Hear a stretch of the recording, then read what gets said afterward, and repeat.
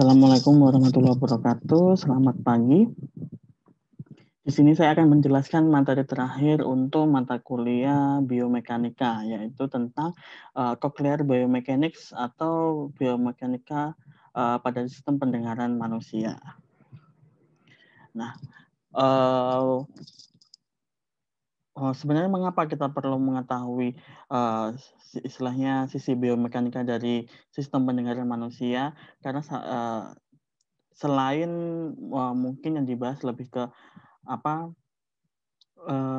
di sini lebih ke perambatan suara ya, tetapi tetap itu merupakan ada sisi biomekaniknya di mana ketika suara yang terdengar kemudian masuk ke dalam daun telinga, perambatannya mulai dari pertama menyentuh gendang telinga sampai kemudian ke dalam ke serabut saraf kemudian didengar, di situ ada peran biomekanika. Jadi karena tadi perambatannya juga termasuk salah satu sistem mekanik, maka akhirnya perlu kita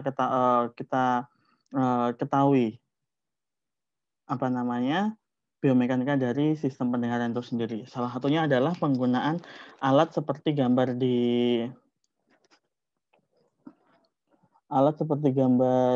berikut.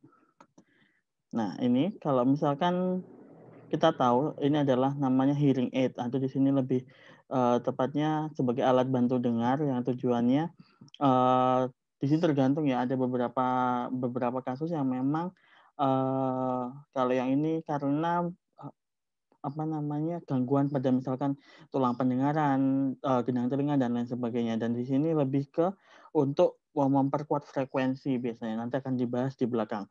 Ada juga nanti yang lain, satu lagi ada namanya cochlear implant, yaitu tugasnya memang karena di sini implant ya ditanam, yang dia itu seperti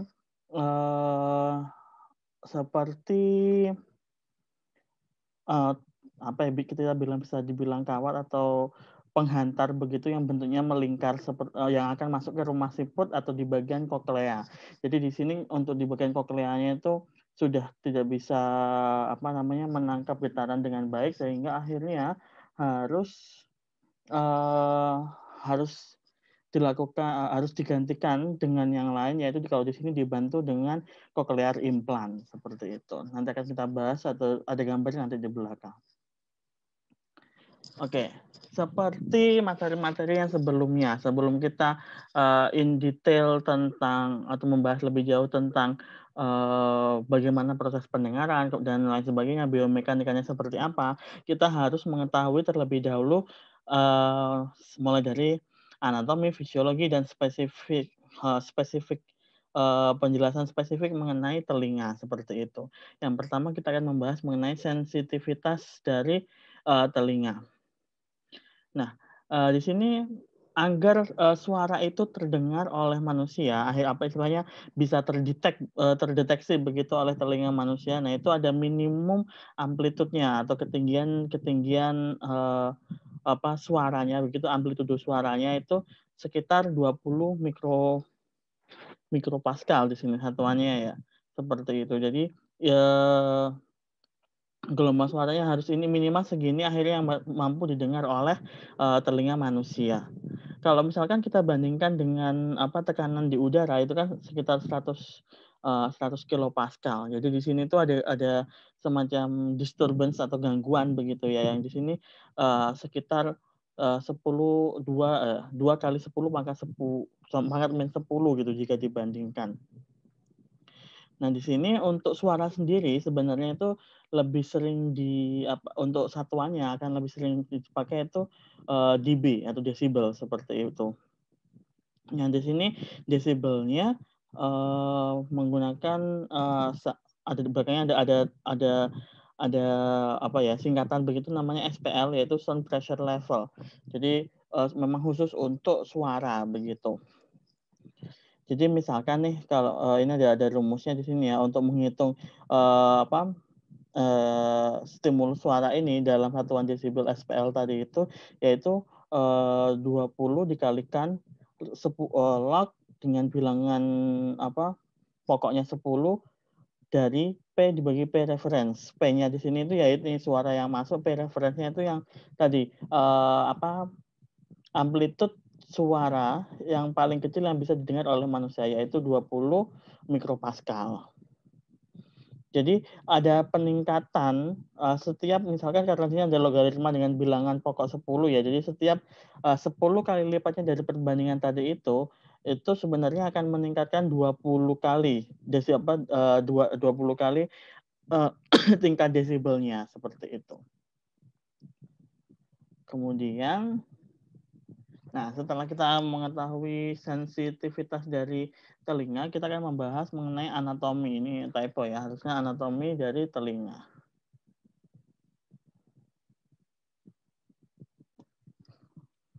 Nah, anatomi dari telinga di sini akan lebih gampangnya kita bagi menjadi 3 begitu. Dibagi menjadi telinga luar, telinga tengah, dan telinga bagian dalam. Telinga luar yang di sini bagiannya mulai dari, daun telinga, kemudian ada saluran di sini sebelum, sebelum gendang telinga. Kemudian untuk yang di telinga tengah itu ada gendang telinga dan tulang-tulang pendengaran, yaitu ada incus malleus sama stapes. Kemudian yang bagian dalam di sini ada, eee, apa namanya, lingkaran, saluran 3,5 lingkaran dan juga, koklea atau rumah sipu di sini. Kemudian yang di sini akan berhubung dengan, saraf-saraf pendengaran, seperti itu. Nah, di sini bagiannya yang bagian bagian paling luar telinga luar dan telinga tengah itu khusus untuk pendengaran. Yang di sini berarti bagian luar itu tugasnya adalah menangkap dari, gelombang suara, kemudian masuk ke dalam, salurannya sampai kemudian ketemu gendang telinga dan di sini gelombang suara akan menggetarkan gendang telinga ini, kemudian getaran tersebut akan merambat ke tulang-tulang pendengaran yang kemudian akan disalurkan ke dalam di sini.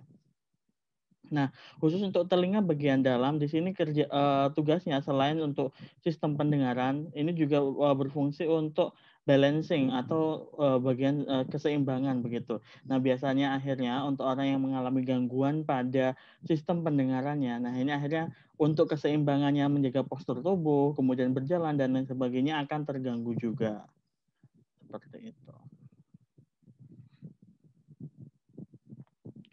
Di sini, untuk kembali lagi seperti yang ini tadi ya, bagian telinga luar dan telinga tengah ini benar-benar di sini, udara yang, dilalui oleh udara. Tapi kemudian di bagian telinga dalam di sini itu berisi cairan. Cairannya di sini, ya nanti dia punya kerja khusus begitu dan untuk di bagian telinga dalam ini, akhirnya apa ya, gelombang suara itu akan, lebih susah untuk ditransmisikan karena kan akan lebih mudah kalau lewat udara begitu ya, seperti kita berbicara kemudian suara itu akan lebih mudah terdengar begitu dibandingkan, gelombang suara tadi itu harus merambat melalui media yang padat seperti kita menggetarkan meja, terus kemudian atau melalui fluida seperti di telinga bagian dalam ini. Nah, di sini, yang cukup menarik tadi kan sempat saya bilang bahwa di bagian telinga tengah di situ ada gendang telinga atau membran timpani dan juga ada 3 tulang pendengaran. Yang di sini, untuk penyaluran, semacam kita bilangnya impuls begitu ya atau, gelombang suara tadi itu karena di sini diubah menjadi, karena dia dari gelombang suara menggetarkan gendang telinga, kemudian menghasilkan getaran selanjutnya yang itu disalurkan ke tulang-tulang pendengaran. Nah, di sini, eee, akan ada semacam perubahan, dari sisi intensitas getarannya tadi itu yang diterima berapa, kemudian sampai ke dalam itu menjadi berapa, tergantung dari tiap masing-masing, tulang pendengaran di sini. Nah, ini akhirnya kalau misalkan karena kan ini di sini tulangnya itu tulang tulang rawan sepertinya. Nah, itu kalau misalkan ada pengapuran, nah ini tulang rawan, mengalami pengapuran atau dia menjadi tidak elastis lagi, nah otomatis proses perambatan tadi, gelombang mekanik yang berasal dari getaran gendang telinga atau membran timpani ini akan semakin berkurang untuk sampai ke, step selanjutnya, yaitu masuk ke telinga bagian, dalam, seperti itu. Jadi di sini tuh ada istilahnya, apa namanya, ada degree of movement in the middle ear. Jadi di sini, apa ya, tadi itu getaran yang akhirnya, mulai dari yang pertama nempel itu adalah bagian dari malleus, kemudian sampai incus, sampai stapes, itu ada perubahan, 1:1,3 seperti itu. Jadi semakin ke dalam akan semakin, eee besar begitu yang diterima. Nah kemudian setelah tadi dari, apa namanya, eee, dari tulang-tulang pendengaran itu, nah di sini juga ada yang Eee, dipengaruhi oleh misalkan dari perbedaan surface area. Nah, ini kan juga berpengaruh surface area, jadi istilahnya luasan dari membran timpani itu sendiri sampai ke ujungnya, yaitu oval window yang di sini, ukurannya itu jauh lebih besar untuk yang membran timpani, yaitu 18,6 sehingga akhirnya untuk yang di oval window itu akan ini ya dikalikan yang tadi berdasarkan, karena tulang tadi itu, tulang pendengaran tadi, maka dia, tekanannya untuk sampai ke oval window itu sekitar 24,18 kali lebih tinggi dibandingkan yang masuk, seperti itu. Kalau misalkan tanpa outer and middle ear, jadi tanpa adanya, apa namanya, bagian telinga luar dan telinga tengah, maka telinga kita itu, akan mengalami penurunan sensitivitas sebesar 30 dB. Itu cukup signifikan begitu ya. Karena kan, tadi, eee, apa, untuk yang akhirnya bisa didengar di situ kenaikan 20 kalau untuk, telinga manusia. Adanya penurunan sebanyak 30 dB ini berarti cukup signifikan di situ. Nah, ini kalau misalkan kita lihat lebih detail di bagian telinga dalam begitu. Nah, di sini sebenarnya untuk di bagian, kokleanya, nah itu kan bentuknya kan rumah siput, yang sebenarnya rumah siput itu, kalau kita ini apa ya, semacam dipanjangkan begitu, nah di sini ada bagian-bagiannya yang itu memiliki sensitivitas terhadap frekuensi itu tertentu. Jadi semakin jauh dia frekuensinya semakin kecil, tapi semakin dekat ke yang bagian ini depan dia itu semakin tinggi begitu.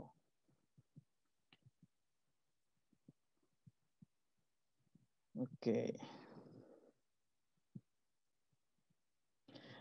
Untuk ini di sini ya, ada keterangan bahwa untuk frekuensi yang tinggi, nah itu berarti di sini frekuensi yang tinggi yang dekat dengan bagian sini ya, itu, memiliki vibrasi atau apa ya, perambatan getaran itu akan lebih cepat.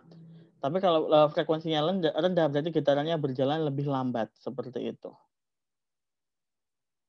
Nah, ini akan lebih gampangnya kalau bentuknya seperti ini ya. Jadi, ini rumah siputnya, bagian yang paling ujung yang ketemu pertama itu yang frekuensinya yang tinggi, kemudian semakin ke dalam dia frekuensinya akan semakin kecil, seperti itu. Dan di dalamnya membran timpani ini ada namanya, tadi itu, basilar membran yang dia sebagai frekuensi analyzer. Jadi dia bisa membedakan frekuensi, gelombang suara yang masuk itu apa namanya, frekuensinya berapa gitu, range-nya berapa, seperti itu.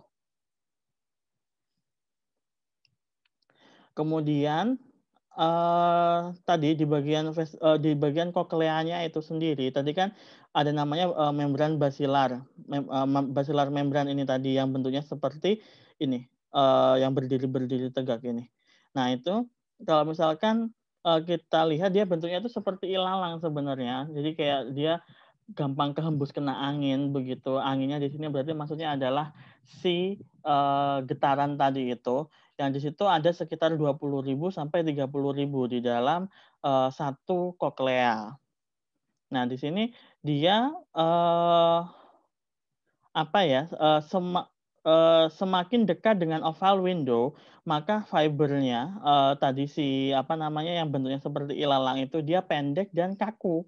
Tapi kemudian semakin ke ujung, dia akan semakin panjang dan semakin, lentur, begitu bentuknya. Jadi kalau misalkan lihat di sini, ini kan yang paling dekat dengan, oval window di sini.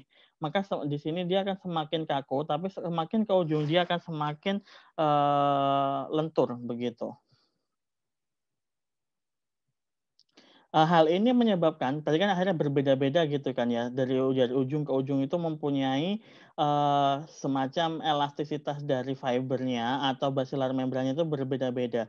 Sehingga akhirnya menyebabkan mereka itu beresonansi terhadap frekuensi yang berbeda juga gitu, yang di depan tadi untuk frekuensi yang tinggi, kemudian semakin ke belakang untuk frekuensi yang rendah. Nah, ini ada keterangannya yang bagus ini adalah a specific wave frequency will resonate perfectly with the fibers at a certain point, causing them to vibrate rapidly. Jadi istilahnya, sudah ini khusus, untuk fibernya sendiri mereka langsung bisa mengenali atau kemudian bisa melakukan resonansi secara sempurna pada poin tertentu ketika mereka tadi itu, frekuensinya pas sama begitu. Kemudian di sini ada juga namanya organ Corti. Organ Corti di sini lebih ke, eee, ini ya, yang di bagian tengah di sini. Ini bagian organ Corti. Kalau yang ini tuh yang membran, basilar tadi itu. Jadi organ Corti di sini terdiri dari nah ini yang penting, ada namanya hair cell, atau, sel-sel rambut. Sel-sel rambut inilah yang kemudian, mereka itu sebenarnya nempel di permukaan, membran basilar tadi itu, yang nanti kerjanya mereka adalah menghubungkan dengan, saraf-saraf pendengaran. Nah ini yang, harus ini ya, diperhatikan dan mereka adalah merupakan, ekstensi, atau istilahnya apa ya, eee, semakin bertambah banyak gitu ya, sepanjang dari kokleanya itu, semakin ke tengah tadi, di rumah siputnya. Nah ini gambar, histologinya, anatominya seperti itu. Jadi ini ada dibagi dua ya, ada inner hair cell sama outer hair cell begitu.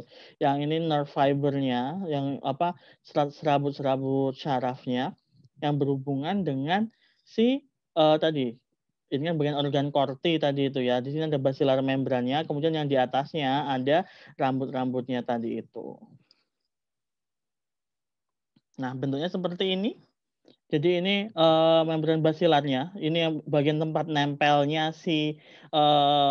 serabut-serabut tadi itu. Yang serabutnya di sini punya silia di atasnya, yang dia itu yang, gampang mengalami resonansi ketika ada yang frekuensinya sama, seperti itu.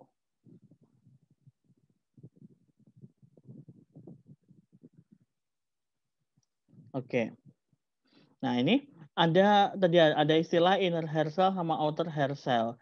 Nah yang untuk inner hair cell di sini adalah, punya sekitar 3.500 afren, yang di sini berarti yang membawa sinyal ke otak, seperti itu. Kalau yang outer hair cell itu lebih banyak, sekitar 2.500 afren. Jadi ini yang sebaliknya ya, berarti yang akhirnya memberikan, perintah, kalau ini berarti perintah lebih ke motorik seperti itu.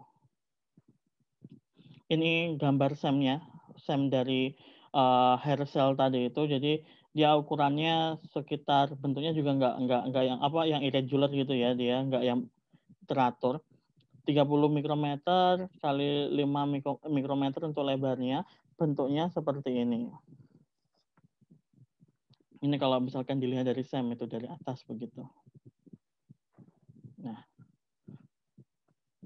di sini untuk di permukaan sendiri itu ada semacam penghubung yang akhirnya itu menghubungkan satu silia dengan silia yang lain. Yang di sini ketika satu, kena hempas gitu ya gara-gara adanya tadi gelombang suara yang di sini akan kemudian ini kan ke bawah. Nah itu ada semacam, penghubung atau kayak semacam pair begitu ya ini, yang akhirnya ketika satu bergerak, yang lain juga ikut bergerak. Kemudian ketika bergerak, maka di sini kalau di animasi ini ya, ini menghasilkan ion-ion kalium seperti itu.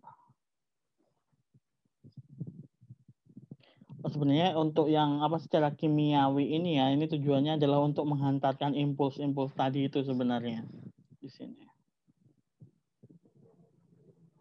Nah, ini.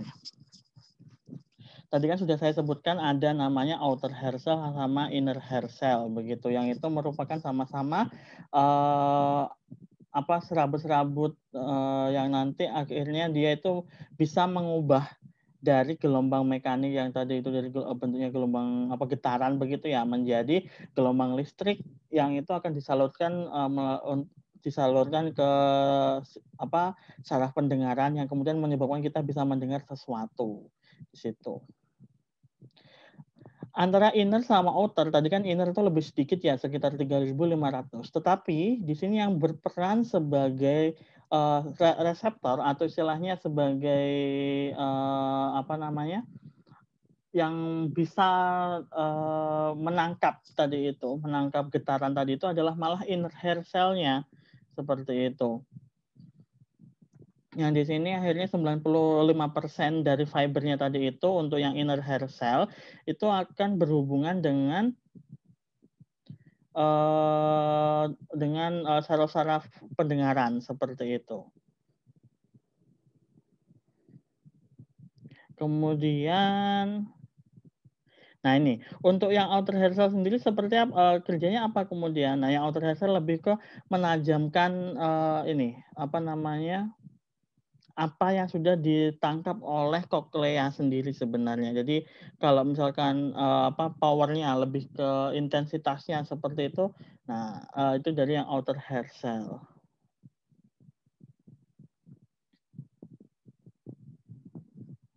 Oke.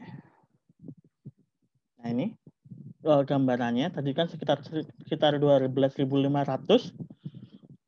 Bentuknya seperti tabung, kemudian ujungnya ada silianya seperti ini.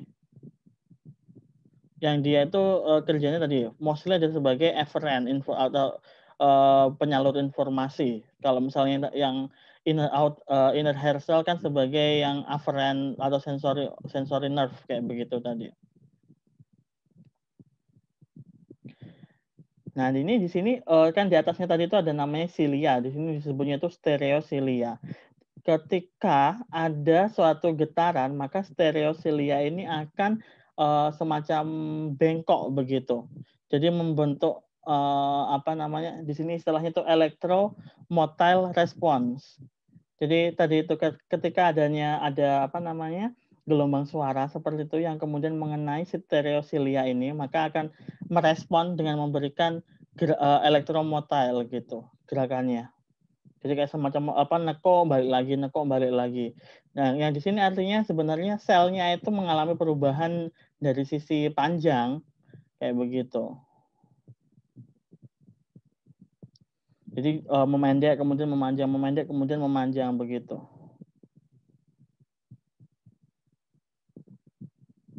Yang kemudian seperti yang tadi saya sebutkan bahwa untuk yang outer hair cell di sini lebih ke amplifying apa yang sudah masuk seperti itu, yang agar nanti untuk yang inner hair cell lebih mudah untuk ditangkap. Akhirnya dengan adanya yang seperti ini kita bisa mendengar suara yang sangat halus begitu. Ya walaupun tetap akan ada batasnya ya, yang bisa kita dengar tuh berapa. Nah ini.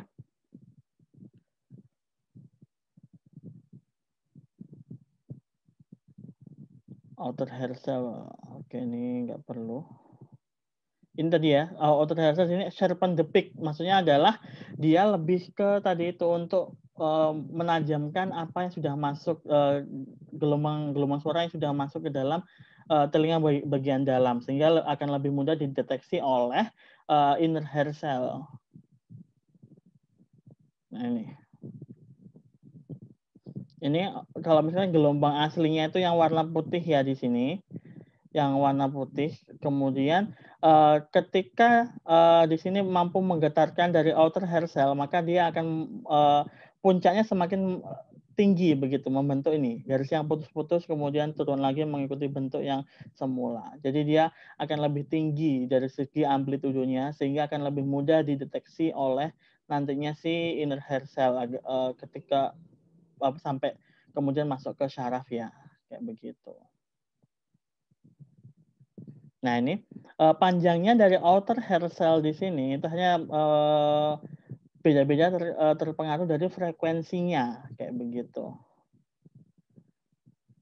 Yang di sini ini ada keterangan. Ini akan akhirnya mempengaruhi kepekaan terhadap telinga itu sendiri yang akhirnya dari satu spesies dengan spesies yang lain itu memiliki kepekaan yang berbeda yang otomatis dari sisi sistem pendengarannya itu ya itu harusnya prosesnya sama tetapi akhirnya di sini memiliki perbedaan terhadap sensitivitas gelombang suara yang mampu didengar tadi itu.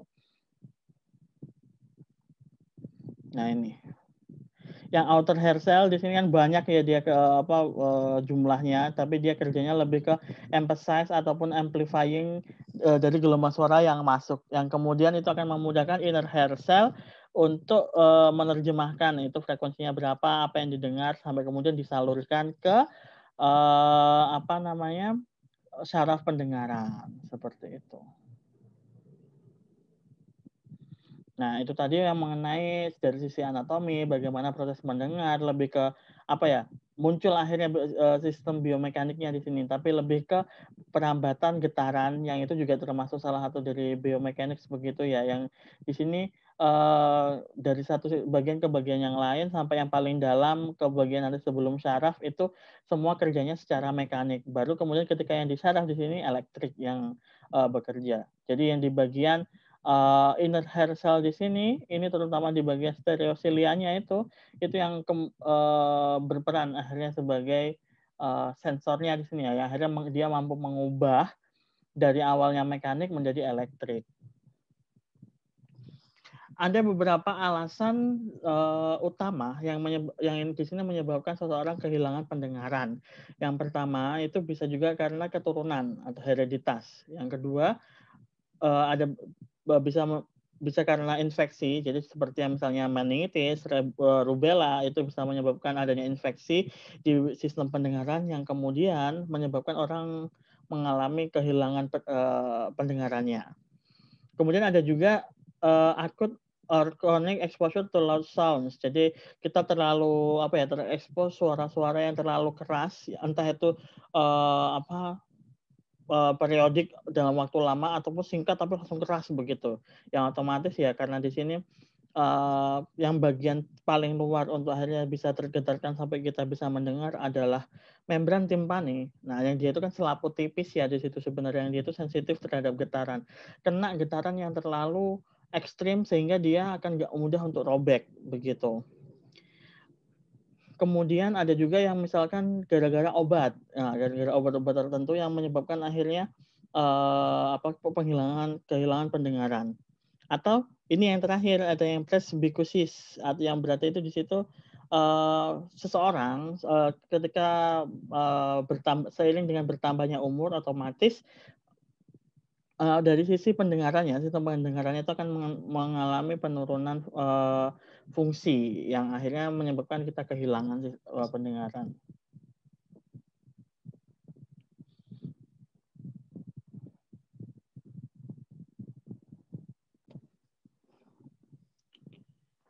Nah, untuk kehilangan pendengaran atau hearing loss di sini tuh ada dua macam begitu ya.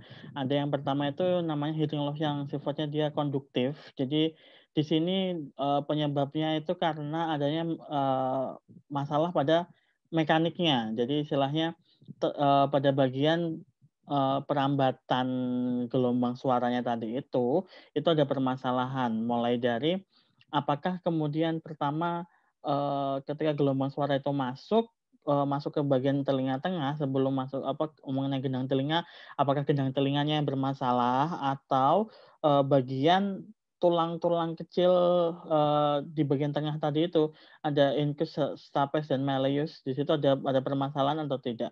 Karena kalau misalnya ada permasalahan, karena ada yang di bagian tulang pendengaran tadi itu atau di, apa namanya, gendang telinga, nah itu berarti hearing loss-nya karena yang konduktif. Jadi waktu gelombang suara itu masuk ke dalam, liang telinga, di situ sudah bermasalah, belum sampai ke syarafnya. Jadi syaraf tidak pernah mendapatkan input apapun, karena untuk menyalurkan ke sana jalannya sudah bermasalah, seperti itu. Nah, kemudian ada yang satu lagi ini yang jauh lebih banyak kasusnya itu karena sensori neural. Jadi istilahnya karena di bagian syarafnya yang bermasalah, sehingga tidak ada informasi yang diolah di otak, kita bisa mendengar apa begitu. Jadi untuk bagian yang konduktifnya tidak ada masalah, untuk perambatan, gelombang suaranya yang masuk ke dalam telinga, sampai kemudian di bagian yang, menyalurkan tadi, di bagian syaraf pendengarannya, di situlah permasalahannya. Nah, di sini penyebabnya adalah sebagian besar karena, kehilangan, hair cell, tadi itu yang di organ korti, ada inner sama outer hair cell, di situ banyak mengalami kehilangan. Kalau misalkan di sini, hair cell-nya itu banyak banyak yang hilang, maka akhirnya bisa, dibantu dengan menggunakan hearing aid karena di sini, masih masuk mild atau moderate, hearing loss begitu. Tapi kalau misalkan akhirnya yang hilang itu banyak, maka akhirnya di sini harus menggunakan, yang lebih advance yaitu yang tadi sempat saya sebut di awal namanya cochlear implant begitu. Ketika misalkan yang ini udah kehilangan banyak, tapi kita cuma menggantikan menggunakan hearing aid, itu akhirnya tidak akan ngefek karena, eee, sudah terlalu banyak tadi, hair cell-nya itu hilang sehingga yang sampai masuk ke terdeteksi oleh, saraf pendengaran itu terlalu sedikit. Sehingga harus butuh, eee, apa ya, semacam, eee, pengamplifikasi sinyal elektriknya di sini agar kemudian kita bisa mendengar, seperti itu. Maka dibutuhkan namanya cochlear implant. Cochlear implant pertama itu ini, lama banget ya, tahun 1800 itu sudah ada, yaitu, Volta. Di sini awalnya meletakkan, 2 probe metalik di kedua telinga yang akhirnya, pada yang terhubung, pada baterai begitu ya.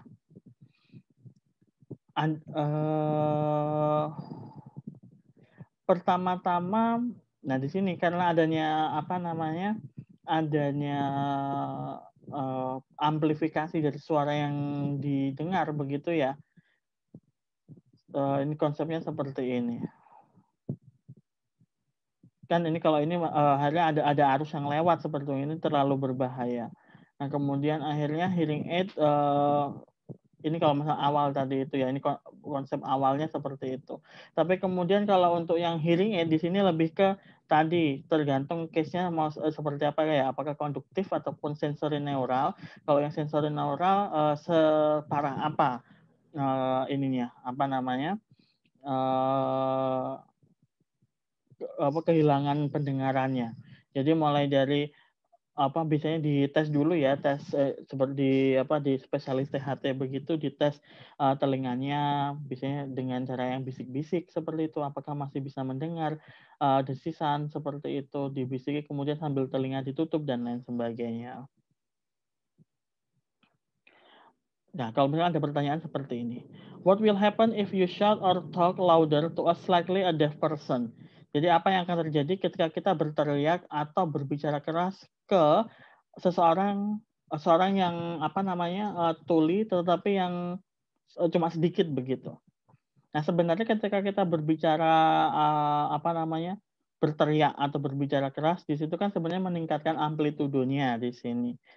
Eee akan dengan cara begitu itu ya otomatis akan, memudahkan, dari orang tersebut untuk mendengarkan. Ketika kita meningkatkan amplitudonya otomatis akan lebih mudah, dari, yang Herschel tadi itu untuk mendeteksi sehingga akhirnya dia mampu bergerak dan kemudian memberikan impuls ke, saraf pendengaran seperti itu. Ada juga dengan cara kita misalkan agar mendengar, jauh lebih, jelas kita dengan cara menangkap gelombang suara itu lebih mudah dengan cara misalkan mendekatkan tangan kita ke telinga atau istilahnya melebarkan daun telinga sehingga gelombang suara yang tertangkap itu jauh lebih banyak. Atau mungkin seperti ini di gambar ini, yang ini ada orang yang menggunakan semacam trompet yang di situ membantu orang tersebut untuk mendengarkan lebih jelas seperti itu. Hearing aid di sini ada dua macam. Ada yang dia itu bentuknya di dalam telinga sehingga tidak terlihat. Yang itu disebut namanya CIC, completely in the canal hearing aid. Jadi di dalam telinga begitu ya. Sama satu lagi itu yang behind the ear atau BTE. Jadi ada dilingkarkan ke belakang kepala seperti itu. Hearing aid di sini kerjanya dia hanya seperti mikrofon. Jadi istilahnya dia menangkap suara, kemudian suara itu diamplifikasi untuk akhirnya lebih mudah didengar atau lebih mudah ditangkap oleh bagian-bagian telinga selanjutnya, di bagian telinga tengah dan telinga bagian dalam. Hanya saja bentuknya lebih kecil gitu saja. Jadi benar-benar seperti mikrofon ya cara kerjanya. Jadi misalkan di sini ya, ini cara kerjanya. Ketika ada seseorang yang berbicara atau berteriak, begitu menghasilkan gelombang suara, maka gelombang suara ini apa namanya, menyebabkan adanya getaran di udara yang kemudian akan ditangkap oleh apa diafragma ya kalau misalkan di dalam mikrofon ini. Kemudian setelah ditangkap oleh diafragma di sini, karena tadi ini ya dia juga akhirnya bergetar begitu. Kemudian di sini apa namanya dari getaran tadi itu diamplifikasi yang kemudian akan dilanjutkan untuk apa namanya ke speaker atau bagian outputnya begitu yang lebih keras yang itu akan harusnya dari sisi amplitude semakin lebih meningkat untuk agar lebih mudah ditangkap oleh bagian telinga selanjutnya kayak begitu. Nah, ini sama juga kalau yang ini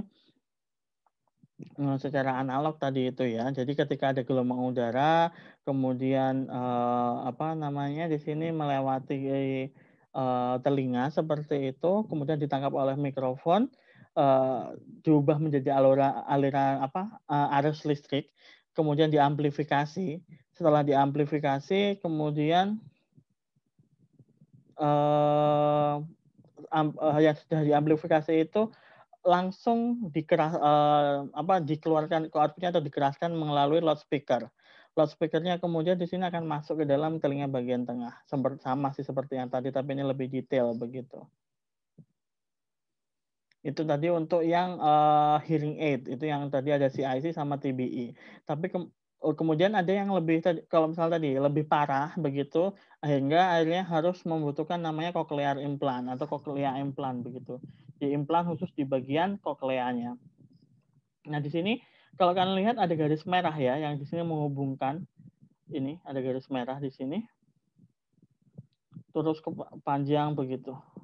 Ini garis merah masuk ke dalam tulang begitu, kemudian masuk ke dalam koklea, baru di sini menuju ke rumah siput itu. Ada bagian yang masuk ke dalam begitu. Nah, ini di bagian yang masuk inilah yang kemudian ada semacam apa ya, semacam dibilangnya senar atau kawat yang membantu untuk tadi memberikan atau mengamplifikasi sinyal listrik agar lebih mudah disalurkan ke bagian sistem saraf pendengaran.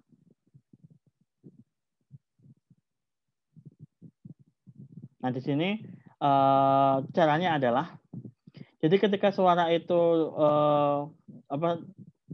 menuju ke ini ya bagian cochlear implant ini yang di bagian luar, itu pertama ditangkap oleh mikrofon, kemudian diubah menjadi sinyal listrik. Jadi akan lebih mudah tadi kan dimasukkan ke dalam sinyal listrik. Kemudian dari sinyal listrik ini ditransmisikan, tadi kan ini yang masuk ke dalam kulit, kemudian ke tulang, sampai kemudian masuk ke dalam apa namanya, ke dalam rumah siputnya atau kokleanya. Di dalam rumah siputnya di sini kemudian sinyal tadi itu akan ditangkap oleh auditory nerve atau, syaraf pendengaran yang kemudian akan disalurkan ke otak. Nah, di sini perannya si cochlear implant tadi itu. Jadi dari yang suara tadi langsung diubah dia ke apa namanya, ke sinyal elektrik yang kemudian langsung apa ya, semacam di-bypass ke sistem saraf untuk pendengarannya, seperti itu. Nah, ini sebenarnya prosesnya seperti itu ya. Tapi di sini yang menarik adalah di bagian speech prosesornya. Jadi di sini yang dari setelah didengar kemudian bisa membedakan berbagai macam suara, akhirnya bisa didengarkan. Nantinya itu yang menyebabkan cochlear implant ini sangat mahal, terutama di bagian ini namanya electrode array, yang dia di sini bagian yang masuk ke dalam cochlea tadi itu.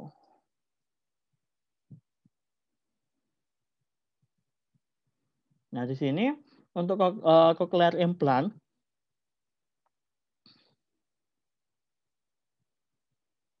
untuk high frequency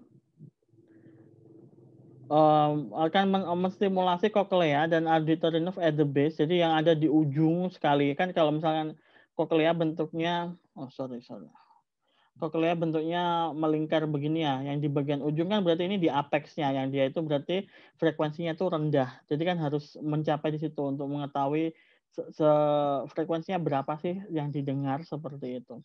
Nah, kemudian tadi bagian yang masuk untuk cochlear implant kan namanya ini elektrod ya. Dia sebenarnya tidak cuma satu di situ, tapi dibagi menjadi ini antara 10 sampai 22 sebenarnya di situ. Karena kan tadi itu frekuensinya berbeda-beda. Jadi ada yang khusus untuk frekuensi tertentu. Kemudian, nah tadi ini setelah dibagi-bagi berdasarkan frekuensinya di bagian processingnya, itu akhirnya dikirim ke elektroda yang tadi itu berdasarkan frekuensinya. Semakin dekat dengan tadi bagian masuknya, berarti dia yang frekuensinya tinggi, semakin jauh atau semakin ke ujung atau apex itu semakin rendah frekuensinya. Nah, ini awal-awalnya pengembangannya yang awalnya cuma menggunakan satu elektroda, tapi lama-kelamaan semakin ke belakang elektrodanya semakin banyak. Dan ini ya yang perlu diperhatikan di sini, yang bisa didengar mungkin nggak yang keseluruhan mungkin ya, tapi tergantung di sini seberapa sensitif dari alatnya itu sendiri atau implannya itu. Nah, ini biasanya untuk pasien-pasien yang memang mengalami tadi itu tidak hanya cuma salah satu, jadi biasanya itu menggunakan dua-duanya. Jadi antara ada yang hearing aid sama cochlear implant itu sekalian dipakai dua-duanya. Nah, itu saja materi untuk hari ini. Terima kasih. Sekian dari saya. Wassalamualaikum warahmatullahi wabarakatuh.